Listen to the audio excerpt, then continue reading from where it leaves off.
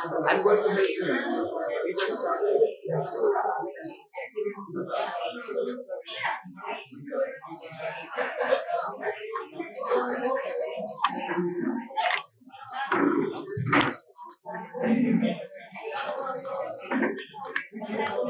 Okay, you check now. Everybody will start. Everything is ready. And I'm going to Okay, thank you everyone. Thank you very much. Thank you so much. Now I would like for just a few people to share what the other person. So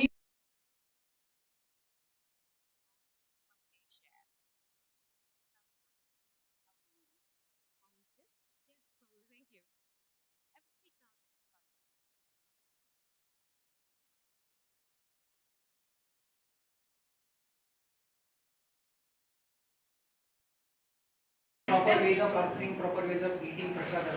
That's why he gave. Aha, okay, thank you. Is that what you shared with him? Great listening. Anyone else? Yes, Farouk. This devotee said that he came because he has a problem, and during marathons he starts overeating, and then he can't control it, so he thinks it maybe... Okay. Is that what he shared? Fantastic. Maybe one or two more? Just share that we all came to this movement for Prasadam. We are still loyal and sticking to this movement for Prasadam. We are attracting people to this movement due to Prasadam. So no festival or function finishes without Prasadam. Prasadam! Is that what he shared? That's wonderful. Great. And one last one. Anyone? Yes, thank you. I think both of us almost have the identical response. Wow. For us, Prasadam is everything, and especially Prabhupada mentioned ISKCON bullets, Prasadam secret weapon. We know so many quotes, but also we have the practical experience of Prasadam meaning so much to us. Wonderful. I, for one, follow Nashvin's sisters' Facebook, and wherever they travel, they only post pictures of what they've been eating. Nothing else. That's wonderful. Yeah, so today we're going to talk a little bit, like I said, we could probably talk hours and days and minutes. Hours and days and weeks and months and years about prasadam. Sometimes I meet with friends and all we do is discuss recipes. So there's just so much that can be said about prasadam. But today, we're just going to focus on a few aspects of prasadam. Like I said, on personal application as well. So, Srila Prabhupada once said that to just say that Krishna is great is not enough. We have to know how Krishna is great. And for me, this verse is so wonderful. And it shows, for me, how Krishna is so great. And not only how he is great, but how much love and magnanimity he has. It's Bhagavad Gita 15:13. I enter into each planet, and by my energy they stay in orbit. And in the very same verse, he says, I become the moon, and I thereby supply the juice of life to all vegetables.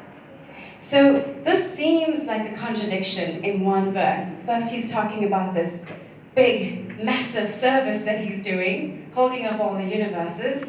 And then in the very same breath, he says, he becomes the moon and he supplies the juice to the vegetables that we eat.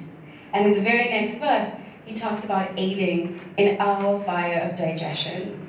So this is the God that we're worshipping, the God that takes care of holding up the cosmos, as well as takes care of our digestion as well. So I find this very apt and connected to prasadam and just so munificent of a God like Krishna who has so much love for us. Next. Just as a disclaimer, this seminar is about prasadam. It's not about bhoga. And I don't mean to disrespect any leaders here, but I'm talking about specifically prasadam. Prasadam being our greatest weapon in preaching, in bhakti. Sometimes, I'm not even really sure if something is prasadam. Have you had the experience where you're not really sure if something is offered? Anyone? Can you raise your hands? Oh, wonderful. I'm not alone. I've had experience where you're in the kitchen, it's a massive festival, time crunch, thousands or hundreds of very hungry devotees, and you're rolling out the prasad, you're rolling out the, these bakeries, and you're not really even sure, did the cook offer the prasad, offer the bhoga, is it prasad? Maybe they're rolling it out saying Hare Krishna, hoping that Krishna accepts it. There was a story once in Vrindavan, and Braj Vihari Prabhu narrated it to me. It was a Disappearance Day festival of Srila Prabhupada. And they had a fantastic festival, beautifully decorated, beautiful offerings. Everyone finally is taking prasadam. And Dinabani Prabhu comes running and he says, "Stop! It's boga! It's not prasadam!" And everyone had started eating already. And it was a very disappointing anticlimax to a festival. So it happens. So with that said, as leaders, managers, because prasadam is such a powerful weapon of bhakti, it is upon us, it's our responsibility, from the water that we drink every day, to pretty much everything that we eat and everything that we offer in our temples, not to speak of our homes, it just has to be prasadam. Because it's the easiest thing to purify, the easiest thing to nourish. Chanting is so difficult, right? I mean, you have to think about the mantra, you have to make sure you're attentive, you have to make sure you're not thinking about 100 things. Prasadam is such an easy tool. And so if it's not prasadam, you're not really getting the benefit of prasadam. Does that make sense, everyone? Thank you.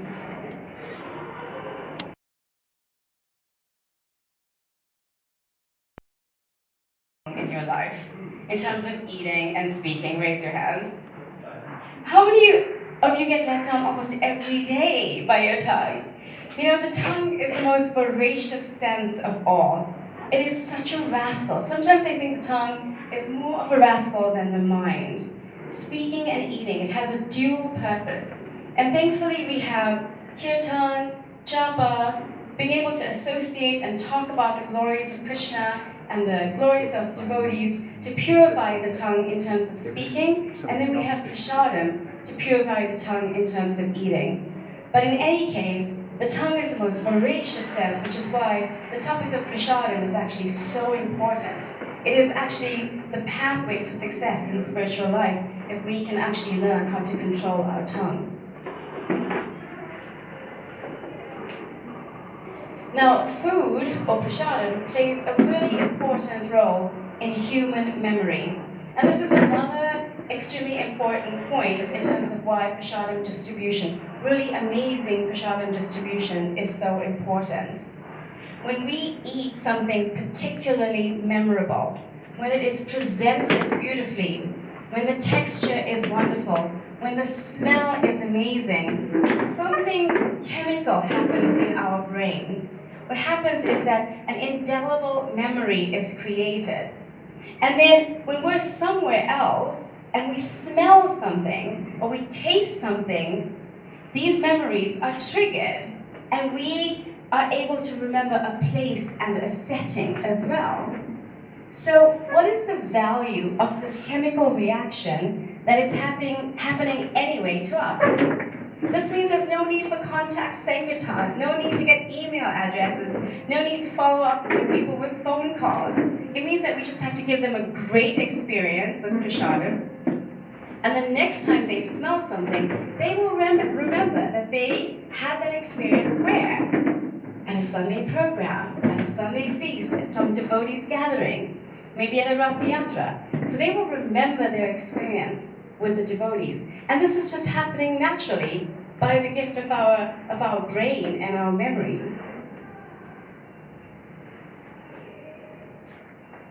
I was going to say, let's talk about presentation, but I figured let's not talk about presentation, and let's just say, what's wrong with this picture? Does anyone want to say what's wrong with this picture? Yes, it just looks like everything's been dumped together. It's not very attractive. Messed up with cook's labor. Sorry, what was that? They messed up with cook's labor. Yes, okay. Anyone else? Yes, Prabhu. Look like a khichdi. It is a khichdi, actually. Anyone else? And from the Prasadam, when you mix dal, Aha, he calls it dalaba when you mix dal and halava. Someone at the back?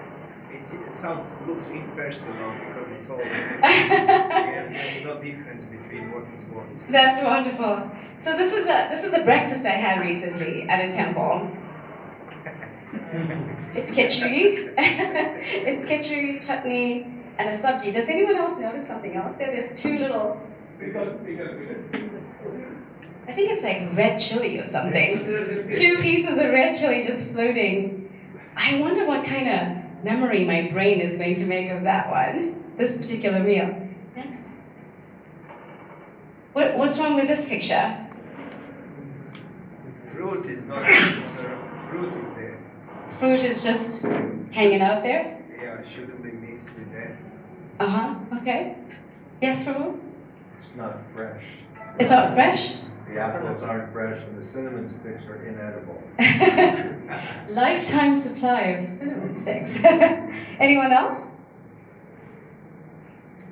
Yeah, it just doesn't look nice. It doesn't look nice, yeah. So in terms of presentation, it's very, very difficult sometimes when you cook 8 preparations and you want to place them in a single plate, or you want to place them in a 5-compartment plate. So I always like to tell the kitchen staff that if we can just figure out what we're cooking, we know the menu, then we can plan for the proper plate, yeah? So presentation is very, very important, especially since we're coming across the age where there's all these beautiful food shows and things are being plated beautifully, and everyone eats with their eyes first, yeah? So this is not necessarily something that my eye wants to eat first.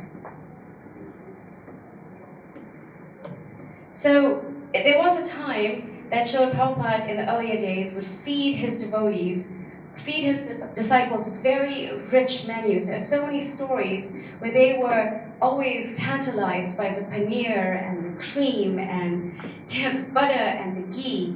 And the context at that time was that these young devotees were able to go out, they did a lot of difficult, hard work, they were moving constantly.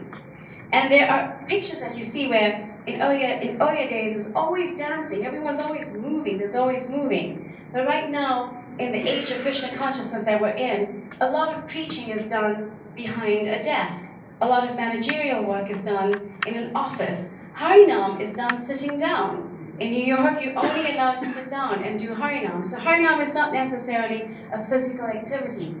Also, the type of people that are coming to us are more health-conscious people.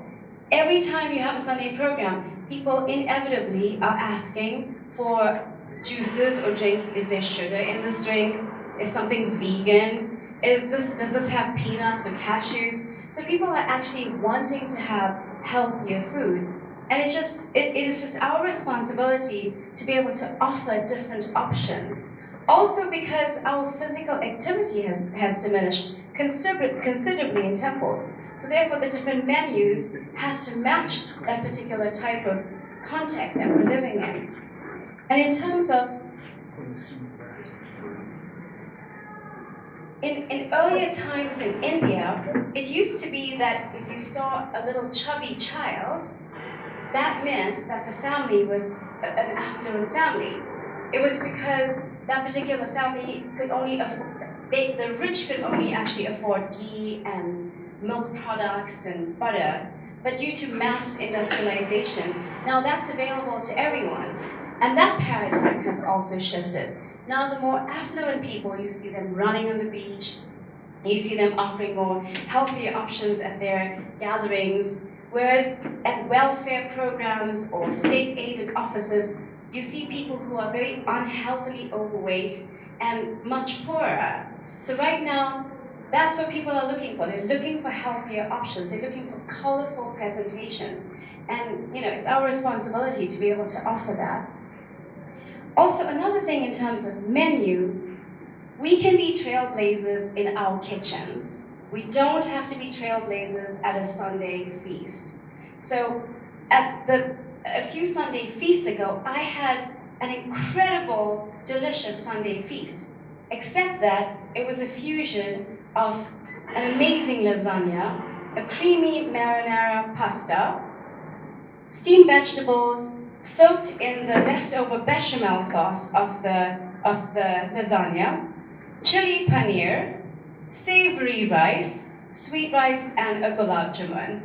So, how many of you think that that's an incredible menu? Be honest.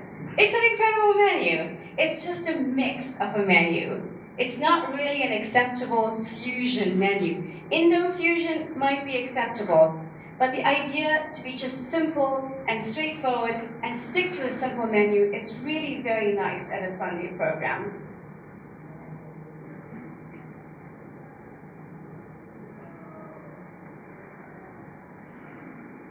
Also, what we can do is that we can really ensure as leaders that when we are serving a feast, that we work with the kitchen and we find out what is being cooked.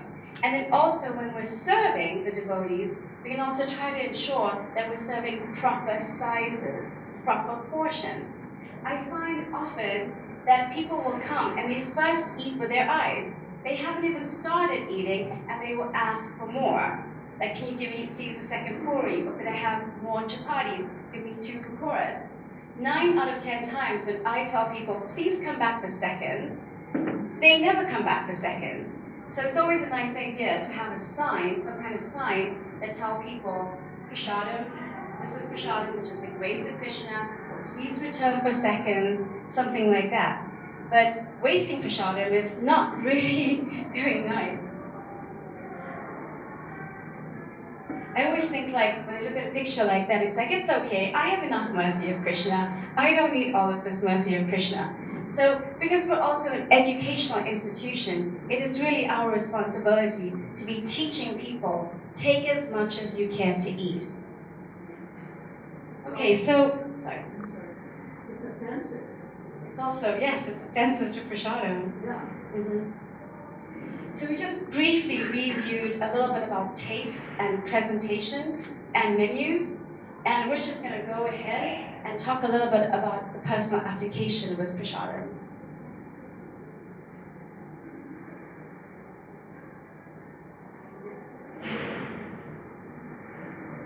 So in terms of personal application with Prasadam, when people visit our temples, they really should come and encounter a picture of health. So it's just like when I first joined, my memory of joining the temple was I was a depressed teenager. And I went to a Rath Yatra celebration and I saw Indradharma Swami on the stage dancing and singing in kirtan. And that's what was so attractive to me. He was so happy and I wanted to be just as happy. And that's why I joined and became a devotee. I also think that when people come to our temples, if they see us as a picture of health, if they see devotees who are healthy and happy and rosy cheeks, they will also want to join the temple. Don't you think? If you seeing someone or listening to a lecture, someone sitting on the Vyasasana, and maybe they're like struggling to sit properly on the Vyasasana, maybe they're a little bit overweight, and they're giving you a class on how to control your senses, it's not very attractive because they're not showing you by example, especially if they're struggling with their health. You're going to feel like, I'm not really sure what he's talking about, what she's talking about. So I always think that it's really nice for people to experience that devotees look happy. They are in great health, they're eating healthy prasadam, and they're just joyful in general. In terms of what to eat, I always find that sometimes there are leaders in our movement or in secular life, and they're very, very qualified in what they do, but they really struggle in terms of their own health and what to eat. A very simple rule of thumb is to look at whether you have devotees in your temple that have a sedentary lifestyle, like they're sitting in an office, or they're actually working physically in the farm. If you're working physically in the farm, then yes, those devotees could have more carbohydrates and more starches. But if you're sitting in an office, then for sure you're going to need less of those starches. And this is something that as individuals, we can try to figure out, what is our body type? You know, are we more Are we more a vata or an airy body type? Do we have more of fire digestion? And really kind of pursue finding out about ourselves so that we can actually serve ourselves better to become better servants of Krishna and Srila Prabhupada. Next. Our example of how to eat is always our Acharya, Srila Prabhupada. It didn't matter where Srila Prabhupada went and in which time zone. It had no matter at all. He was always very regulated. And Srila Prabhupada also knew exactly, he had an intuitive understanding of what to eat and when to eat. All of his preparations were ideally balanced, and he would actually, depending on whether he was sick, or whether he was tired, or whether he was energetic, he would ask for a specific preparation. Now, the next slide, I don't really want to be disrespectful with this next slide, or consider what is fat shaming, but this is just to talk about how every day we encounter devotees that we don't really know what's going on in their lives. We could see a devotee who is on the outside looking perfectly happy and they're doing fantastic service, but we don't know that maybe they haven't been chanting their japa for maybe weeks or days or months for that matter. We don't know if we're meeting a person who is addicted to gambling. We don't know if we're meeting someone who's suffering from domestic abuse. We just see these beautiful devotees.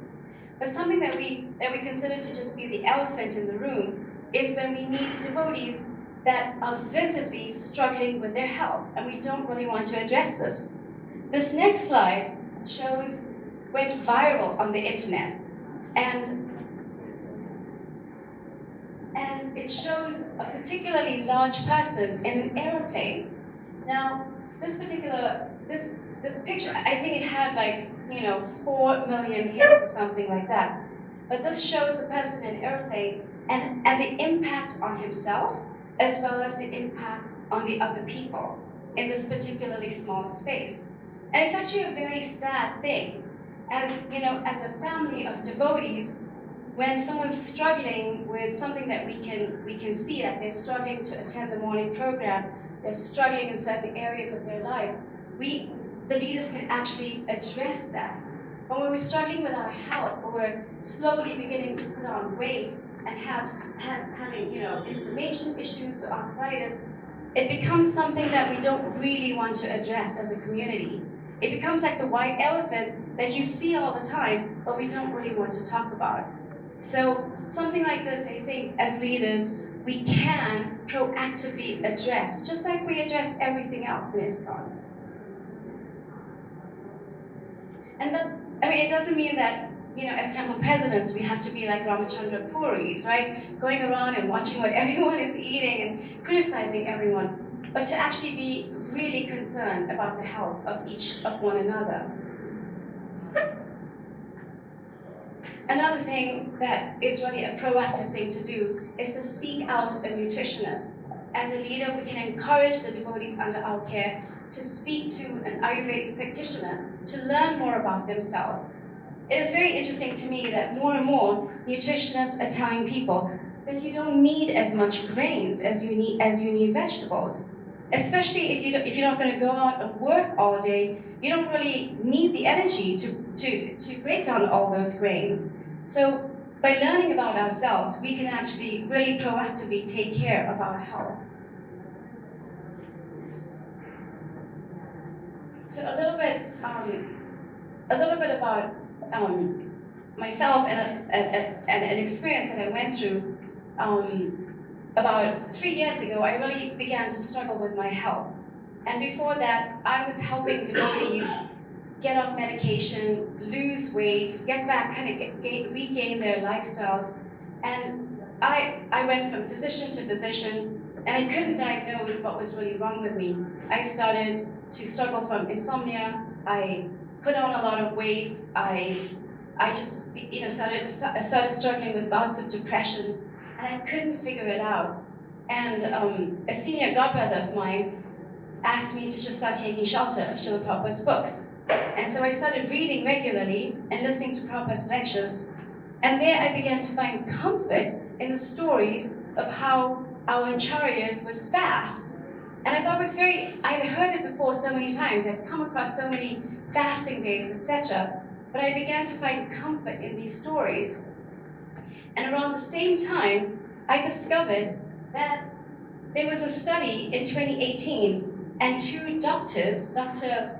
Allison and Dr. Hanjo, they actually won the Nobel Prize in Physiology and Medicine for discovering how white blood cells, or the T cells, can regain their strength.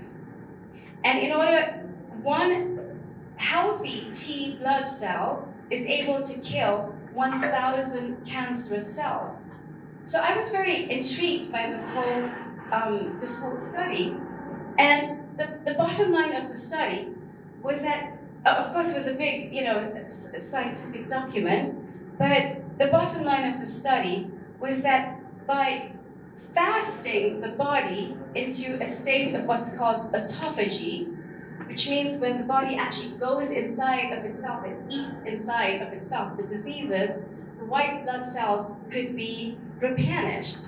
And they suggested that you should fast twice a month for at least 24 to 36 hours. Isn't that incredible? Fasting twice a month on water or dry fasting. Do you know what we call that in Bhakti?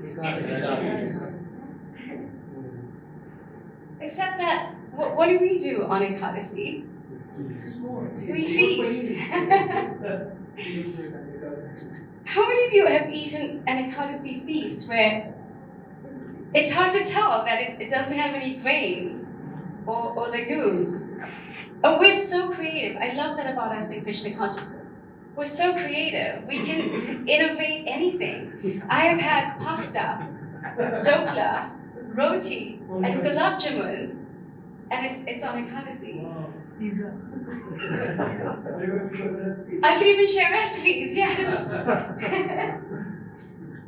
but yeah, so to continue on with my journey a little bit, I was able to, over a period of 6 months, through a period of very regulated fasting, a combination of intermittent fasting and dry fasting, I was able to regain my original health with absolutely no medication. Of course, I'd been to a string of doctors, so it took me about 6 months, and it culminated in the Bhishma Panchaka fast, which is a 5-day dry fast. How many of you are familiar with Bhishma Panchaka?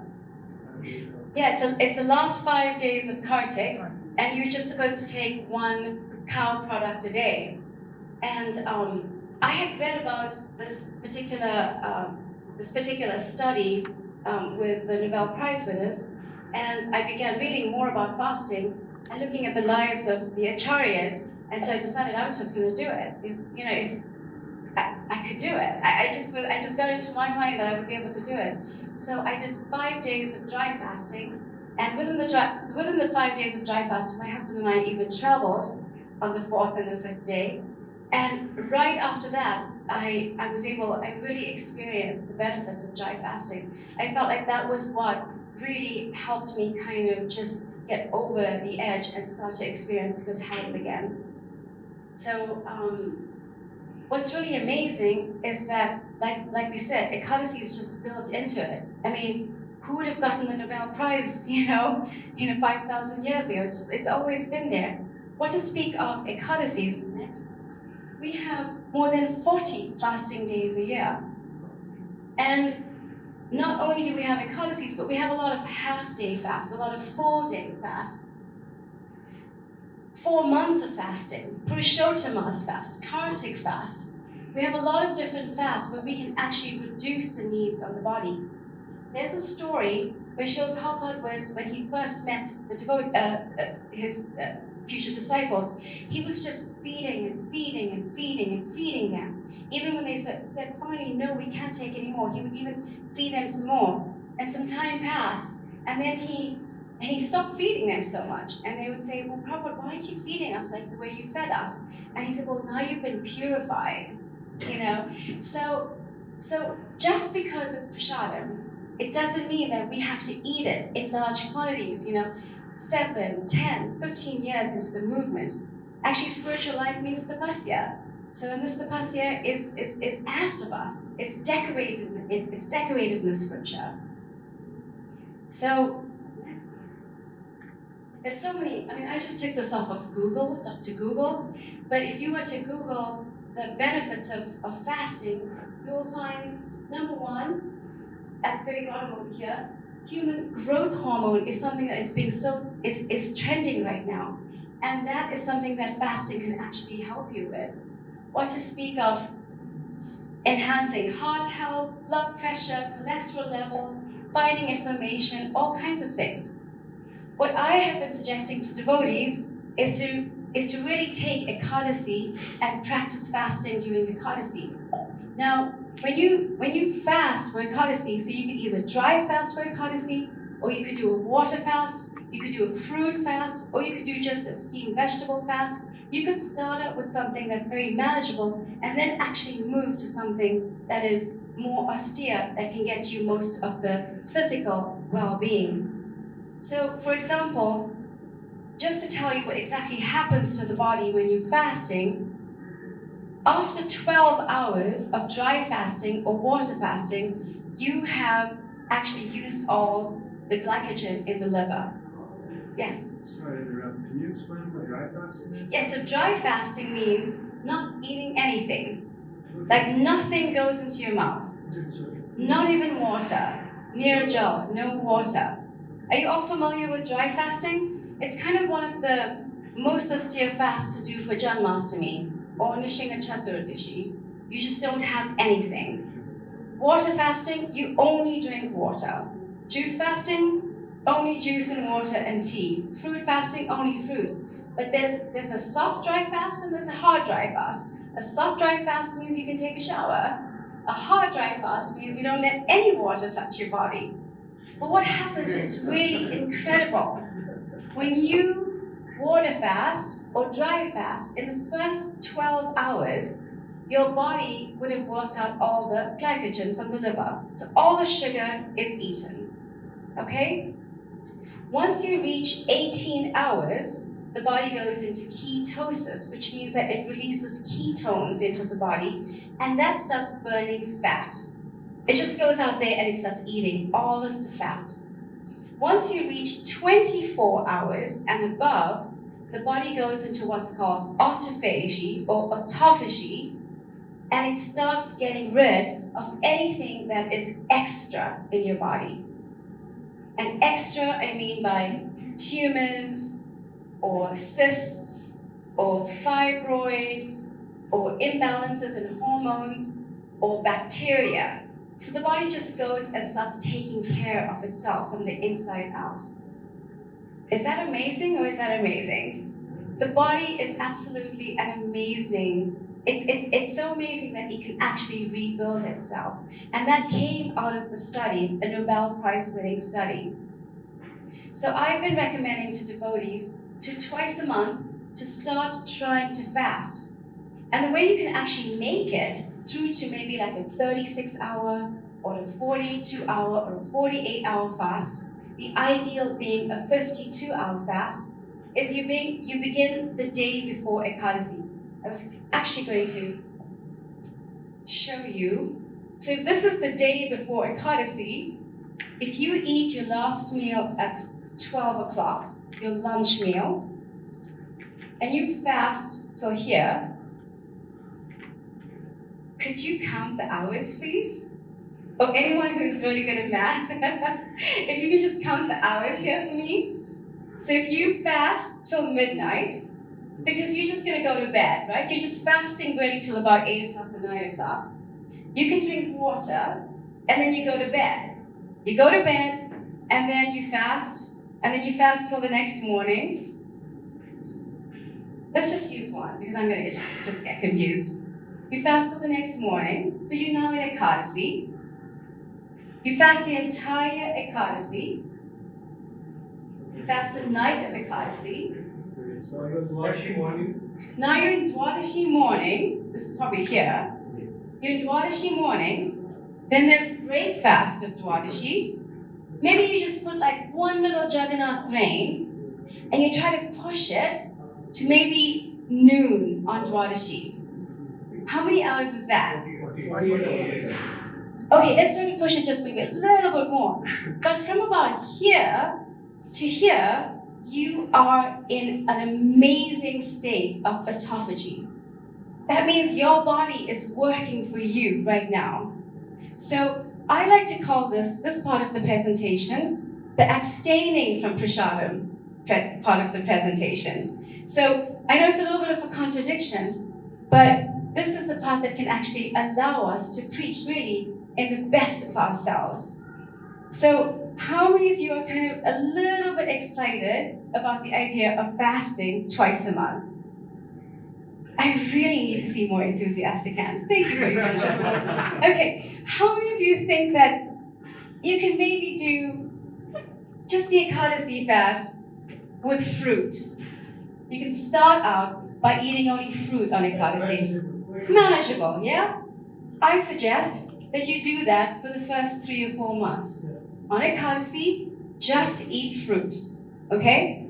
Ideal fruit to eat would be more berries and things like that just have a lower sugar content, drink a lot of water.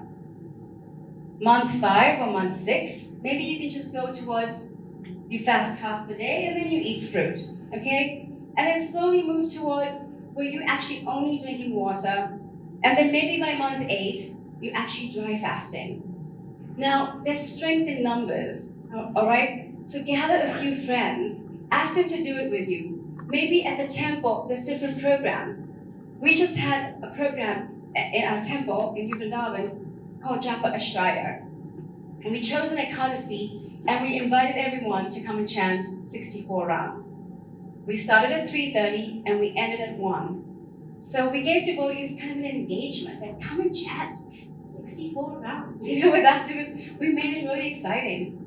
So engagement like that, coming together, kind of like, using that time. I went into the kitchen at breakfast, before breakfast was being cooked, to check what they were cooking. And the cook is absolutely sweet. He was making some quinoa with vegetables and a chutney and French fries. So I was like, Prabhu, no French fries. No French fries, please. Because those French fries, deep fried potatoes at 9 o'clock in the morning, on an Ekadasi, in a 64 round day, what's going to happen? It's going to be 32 rounds day, if that's fast, right? So just something like that. Temples actually looking at Ekadasi, using Ekadasi also as a day of education, looking at it as a day that we collectively perform some kind of tapasya with respect to prasadam. How does that sound? How many of you think you can actually try the idea of dry fasting twice a month in about 6 months? Thank you, that'd be great. I would love for you to take away a few tools. And just to quickly review, in terms of prasadam distribution, taking away, changing the way you serve prasadam, serving smaller quantities of prasadam, serving menus that are very attractive to look at, serving menus that are not a concocted fusion menu, serving beautifully with a nice serving mood, and educating people who are coming to eat as much as they care to eat and not to waste prasadam. And not to forget to make sure that everything is offered. And in the second part of the presentation, I think I'm on maybe 2 slides more down. The summary. In terms of the practical application, leaders encouraging the devotees who are serving with them to actually seek out practitioners, to learn about their bodies, and to learn how to maintain good health. And in terms of fasting, to actually consider fasting, to consider that from Vishnupriya to Dhruva Maharaj to Raghunath Das Goswami to even present day acharyas, that fasting is very much a part of life. Even if you eat in a healthy way, fasting from dinner to a late morning breakfast is considered to be fasting if you're not snacking after dinner. So just incorporating all of those things in your life. And I'm sure prasadam is going to play an even more beautiful role in your life, as in terms of distribution and in terms of your own well-being, spiritually and physically. So thank you very much for listening to this presentation of Prasadam. And I'd like now to see if you have any questions or comments, corrections. Thank you.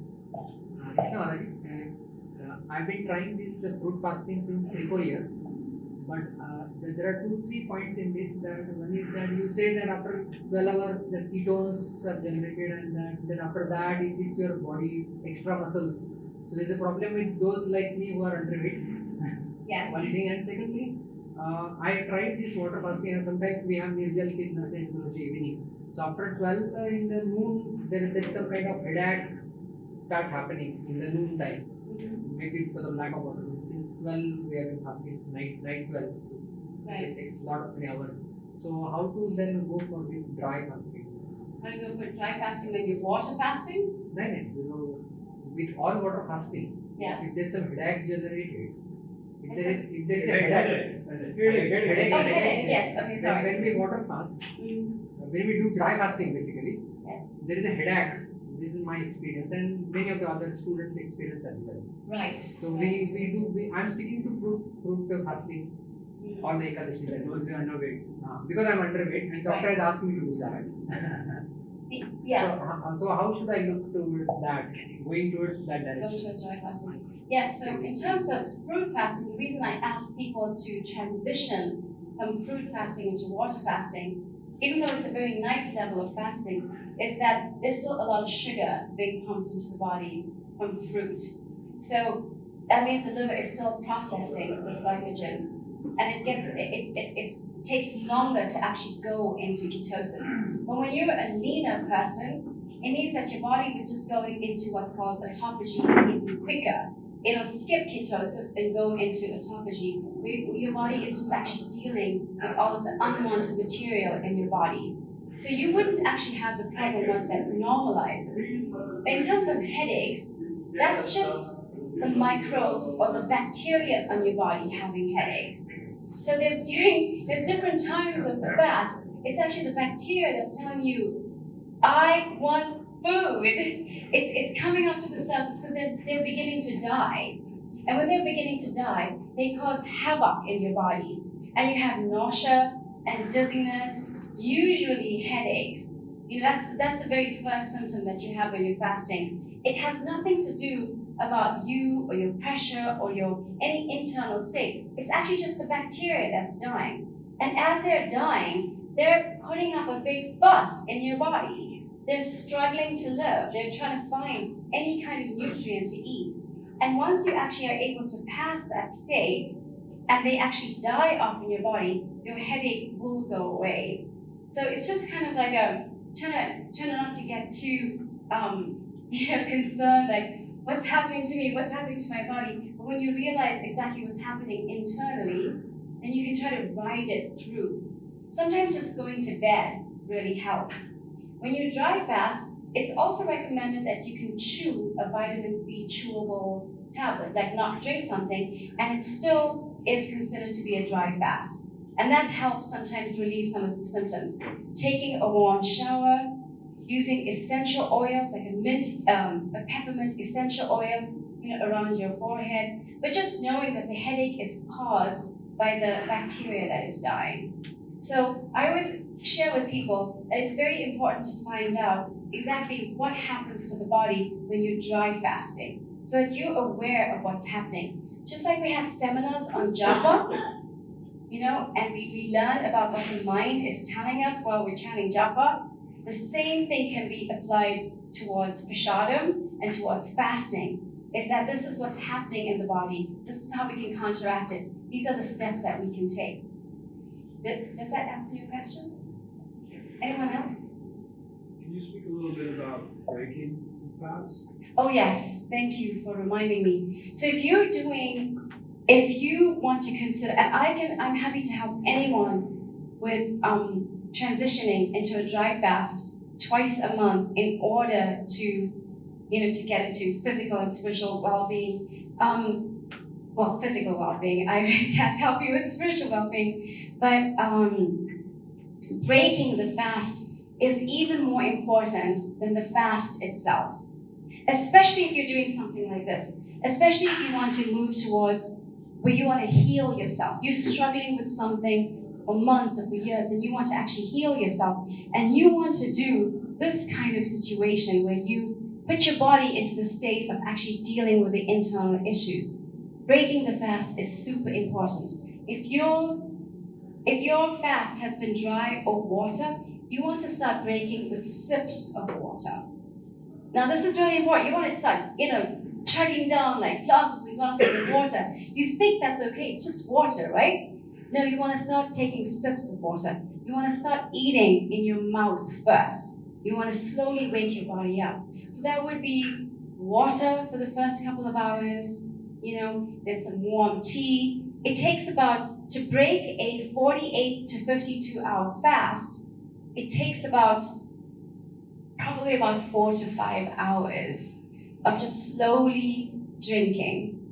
Then you move to like a very diluted orange juice, very, very diluted, which means 1 part orange juice, 5 parts water, something like that.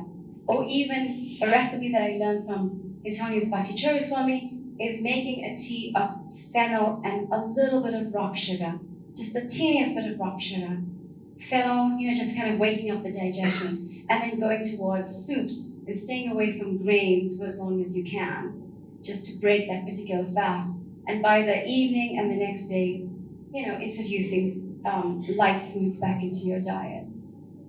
So anyone who's wanting to go on the path of fasting really has to be properly educated, or else you could cause yourself, a considerable amount of harm. Any other questions? I have another one. What about activity during fast?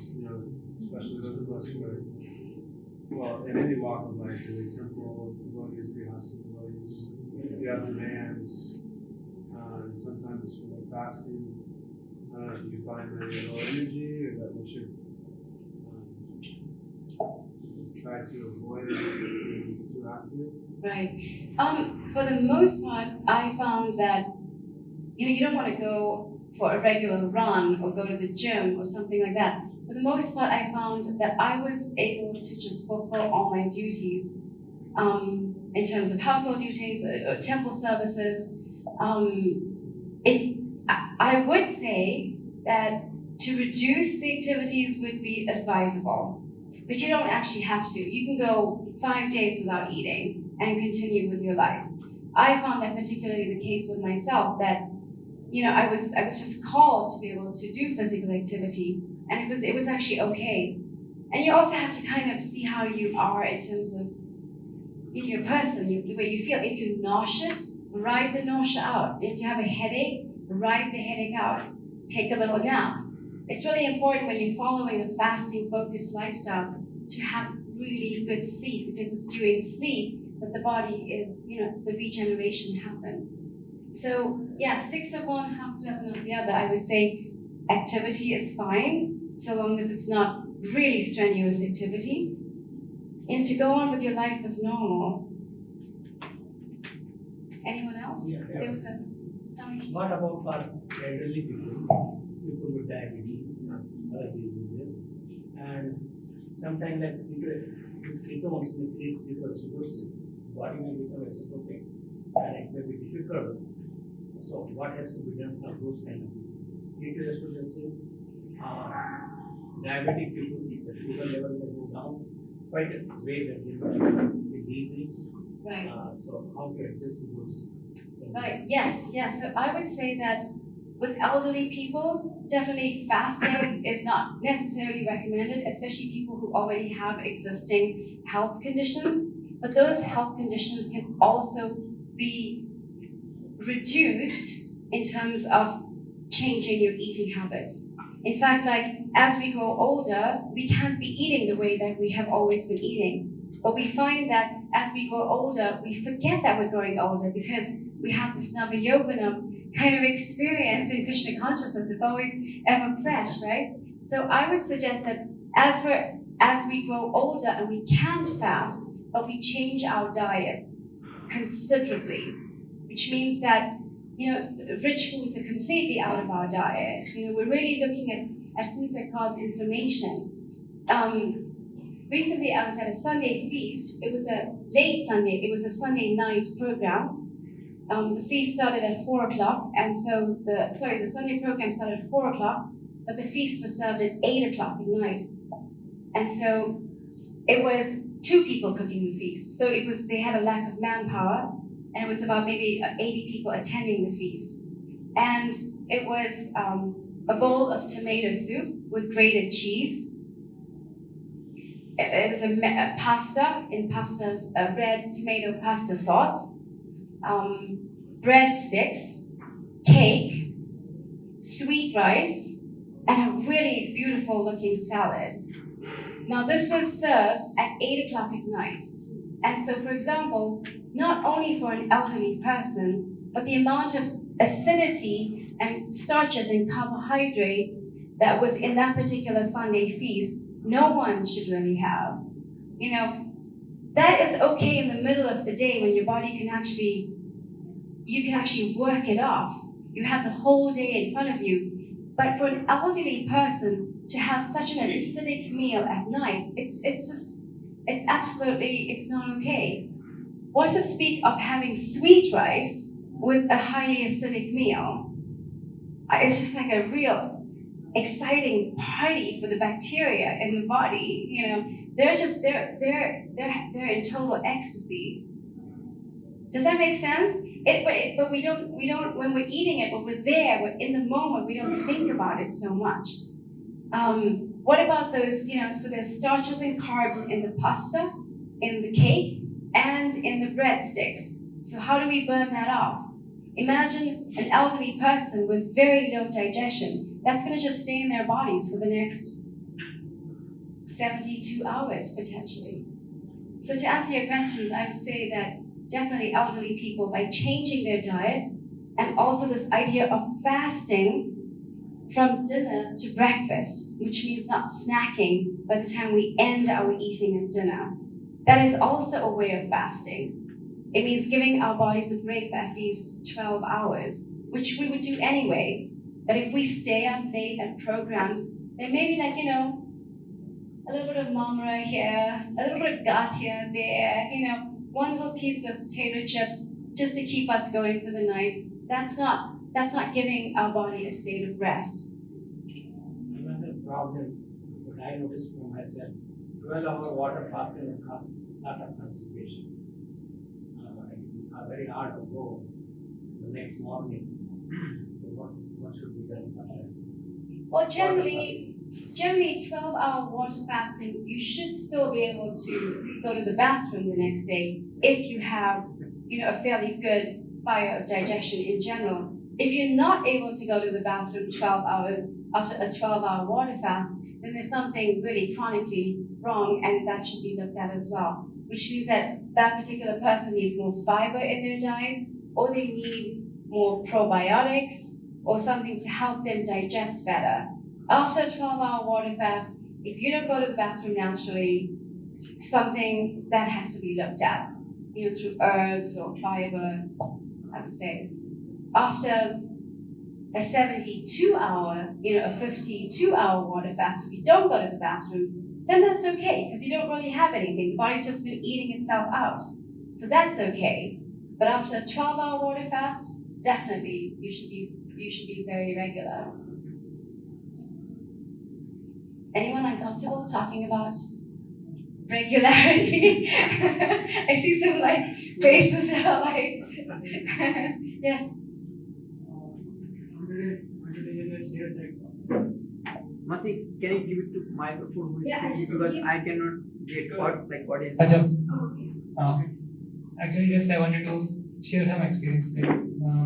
My brother had very severe skin diseases at all the parts of his body, and he did a fast for 5 days, water fast, and his disease was gone completely, never to come back again. This happened 8 months before, and these things, headache, constipation, these are there, but just the initial problems. I completely agree with the benefits of fasting. These are just initial problems, and with habit it becomes very easy fasting. And energy also, I have seen in the third day of dry fast, Govardhan Parikrama I could easily do, very easily.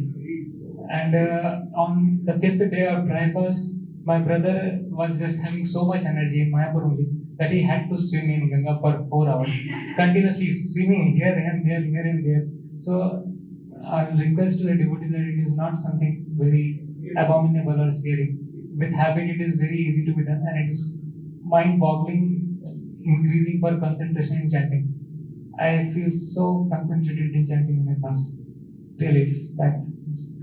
Just wanted to Did you say. all hear what he said? Yes. Just wanted to say. Any other comments or questions? We actually are out of time. Is this the last session? Yes. So can I just take one question and okay? Yes. Yeah. Use the mic.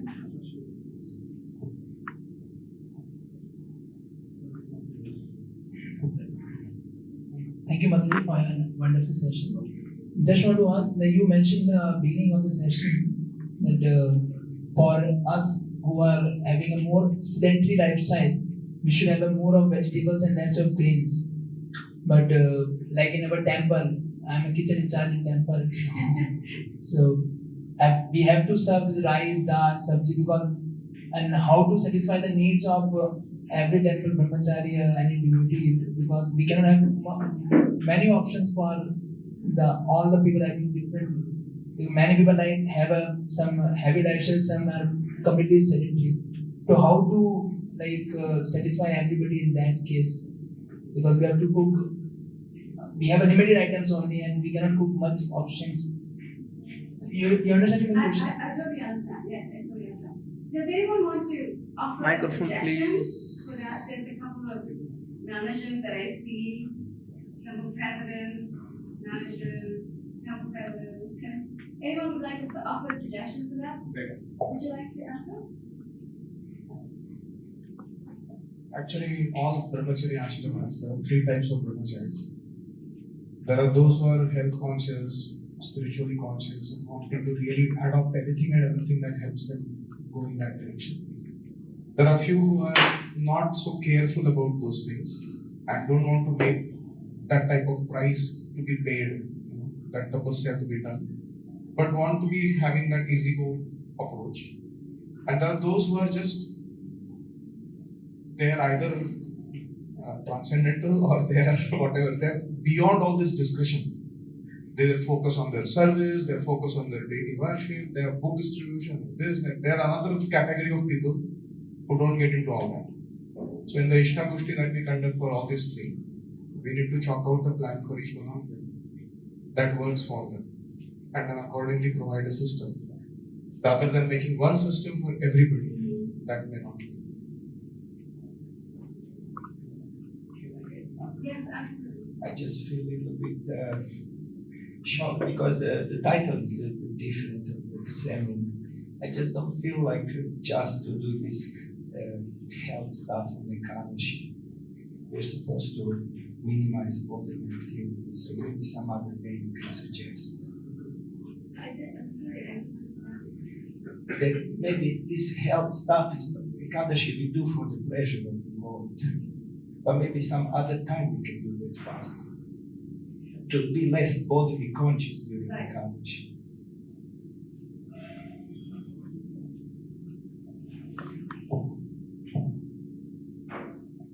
So a point that I may have missed making is that what I find with the fasting days and the Ekadasis and what the example of our acharyas gathering together during those fasting days to glorify the Lord, to chant together, to be in kirtan, and actually also knowing what's happening to the body in terms of the physical level, I find that to be like a gift from Krishna to us, So it's just that what I was trying to say is that it's a courtesy. We have the opportunity to make spiritual benefit. And by making spiritual benefit, by following the fasting days, we're also making physical benefit. So it's kind of like a dual thing that's happening, that we can actually use those days for spiritual upliftment as compared to feeding our tongue on yet another day. Does that make sense? It's not that we're focusing on our body for the Ekadasi. We're using that day to really focus on our spiritual life, but this is happening as a byproduct. And I was bringing about this idea of fasting because the fasting is actually something that our acharyas have done in order to actually attain this kind of more spiritual enlightenment or have these times where they were reducing the needs on the body. I am presenting the part of fasting in terms of a health aspect to show what is happening anyway. It's happening anyway, which is kind of an amazing thing. And we're making this amazing spiritual advancement. Does that make sense? That was kind of my approach with it. Like that, it makes sense. Yes, it is. And I'm sorry if that didn't come across but that was actually my path as well. Finding this and then actually using these days to to try to uplift myself spiritually, but also using that, to improve my health. Does anyone else have anything to comment about that? About their experience with fasting or on holy days, etc.? Thank you so much. It's not really a personal experience, but an observation over quite a few years. In the temple, whether it's Ekadashi, but more usually the fasting days, everyone will fast, and then there's a feast, and then the next morning no one gets up. And this ties in with what you were talking about, breaking the fast, but this is, within the temples, at least the temples I'm familiar with, this is what we do. We fast all day, and then we have a huge feast and way too rich, and then everyone wonders why nobody's at the morning program. And so one of the things I was taught early on is that we don't eat prasadam, we honor prasadam. And so I think maybe we've gotten away from that a little bit as a movement, that I fasted all day, I'm entitled to stuff myself. And maybe we need to get back a little bit more to that concept of actually honoring prasadam, and in that way also honoring our own bodies, because our bodies have been given to us by Krishna so we can do service. Thank you. So we're actually out of time. We want to honor the time that was given to us. So thank you, everyone. I've just put up some resources that you can find. A really nice place to figure out kind of your body type and how to pursue learning more about yourself is in this very first one on dosha tests, and more information about fasting, how to do a dry fast. And I've included my email address as well. I'm happy to help any one of you on your fasting journey to help you become the best versions of yourself, to become amazing devotees. I can help you with the dry fast part. So thank you very much. Hare Krishna.